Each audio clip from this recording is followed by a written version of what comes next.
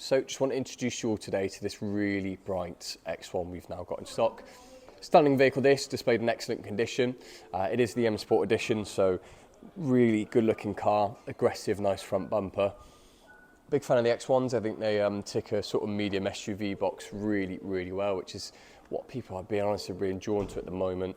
Long gone are the big sort of diesel guzzling SUVs. The smaller petrol SUVs are the ones in demand, so excited we've got this one in stock. Displayed in Estoril Blue. When you think BMW, I think it's very difficult to think of anything else apart from an Estoril Blue. Synonymous with the brand, I'd argue really their flagship colour as a top brand. Got the upgraded split spoke 19-inch alloy wheels, really nice feature. Obviously they're diamond cut gloss black. Again, just blending all the contrast in really nicely. Sun protection glazing on the rear with the black surrounds. Again, just giving it a really good sporty look. As I mentioned, it's a 2-litre petrol, so ULEZ, clean air zone, etc. This car's got you covered. Tow bar on the rear.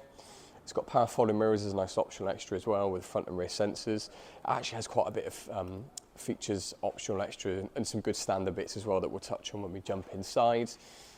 But a really good looking car this, as you can see.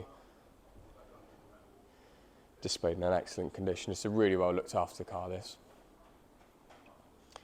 So that's it for a bit of a walk round. We'll jump inside now, give it a spin and see how it gets on.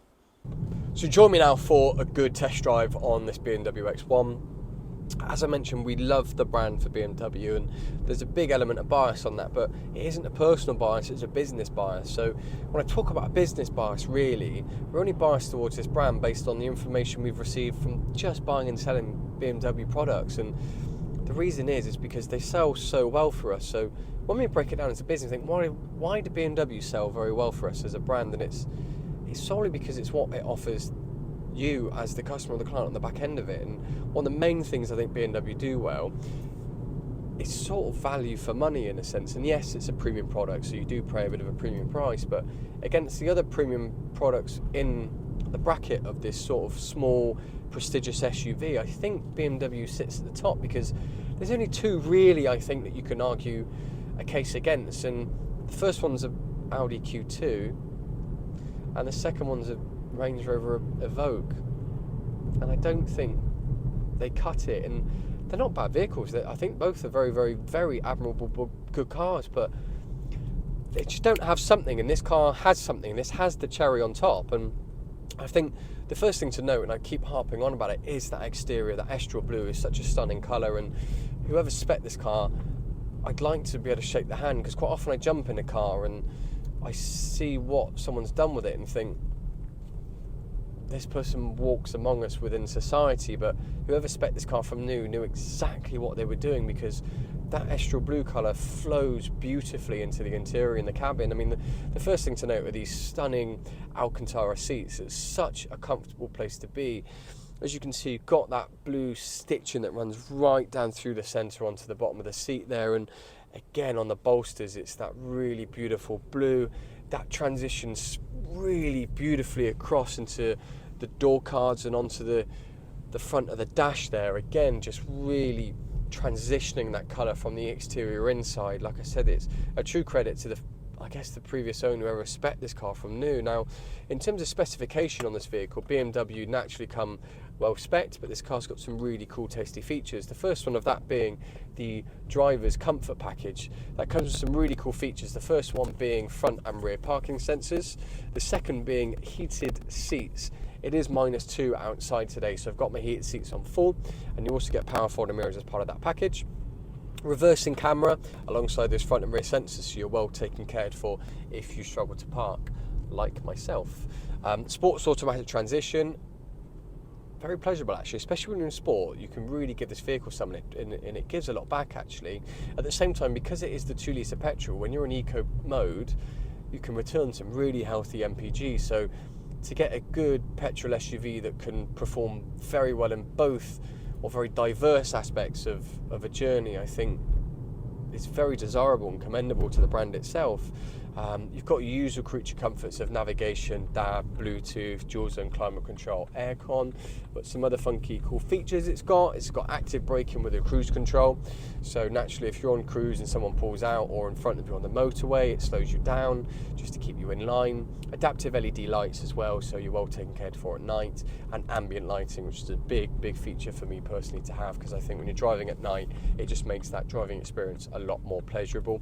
In terms of the vehicle itself, it's had 2 owners from new. It's done 45,000 miles, and has comprehensive service history, so a really well looked after example that, and it does drive to match. I mean, it's a very comfortable, beautiful place to be.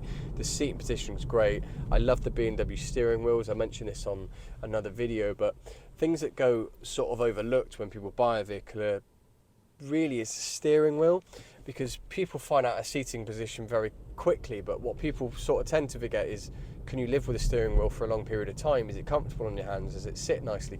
Is the functionality there? Is it user friendly? And BMW steering wheels, I think, are one of the top in the game for that. The visibility is great. I've got a nice big open window that just feels very connected to the outside world, but at the same time sort of quite a nice well taken swept back dash that I feel quite safe in, actually being quite up high as well. So yeah, the drive for this vehicle is brilliant. It is available in stock. It won't be around for long, solely based, I guess, on one, us as a business without blowing my own trumpet, but two, a small petrol SUV. It's well taken care of, for example, with this spec and colour combination.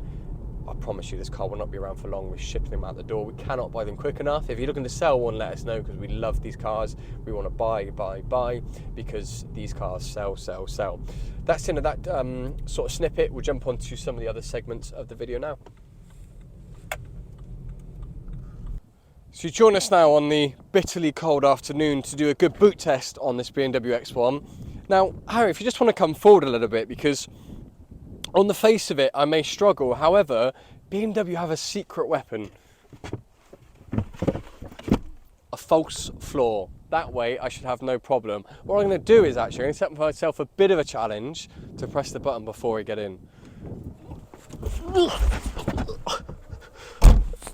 Look at that, right as rain. So we're now on to the infamous sound check for the indicators and horn. So the first one's going to be the indicators. I'm going to mix it up a bit and actually going to go with the hazards to see if that makes any difference. Let's compare. No. I mean, the first thing to note really is the indicator. The actual stalk itself has a... Oh, it's like a good double clunk. It feels nice, that. Now, the indicator noise itself, I like it. It's got a good two-tone. It's just a bit flaccid. It's a bit quiet. I think it just needs to be a bit more proud of itself. I think if it was louder, there's a basis there for very good indicator noise, but I just don't think it's loud enough. It's not. It needs a bit more. It just needs to be a bit more confident, I think. For that, I'm going to go 6.2, I think. It's just a bit disappointing on the noise front. Yeah, I'm good with that, 6.2. Okay, yeah. Perfect. Now the horn, I was going to press this earlier, but I thought I needed to give a genuine and honest reaction, so I didn't. But here we go. I don't mind that, but it's just a bit too high. It's like, it's a good alert, it's a good, like, again, it's a bit happy. I don't mind the happy horn, but we're in an SUV-ish. It needs to be a bit more commanding. I think you need like a not an excessive train horn, but I think it's a bit too happy. Do you know what I mean? I just think it needs a little bit more gusto. I think it needs a bit more.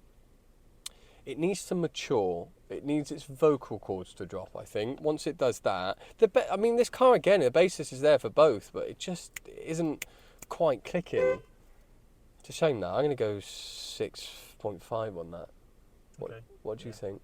6.2. Okay, 6.2. Okay, so we're actually cutting down to decimals now, which is good, which shows we're sort of getting right into it, but that's it for the sound check.